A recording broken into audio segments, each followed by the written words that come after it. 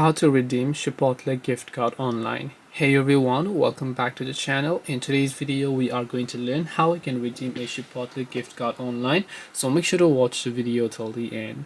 Now, redeeming a Chipotle gift card online is also quite simple. Just go to chipotle.com, or you can also use the app if it was available.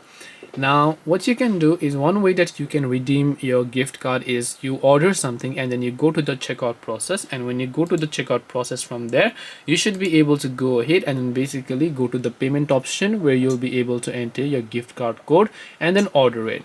The other thing that you can instead do is, if you scroll down to the footer tab, you'll see gift cards option. Now, if you don't know how much balance you have inside of a gift card, by the way, you can also simply choose to check the balance of a gift card, or you can choose to reload your gift card as well. So depending on what is it that you prefer, you can just select that particular option, and then you'll be able to check the balance, and then you should be able to also use or redeem the Chipotle gift card. This way you'll be able to redeem Chipotle gift card. Hope this video was very helpful. If you have got any more questions, then feel free to also leave them down below. Thank you for watching, and see you soon in the next video.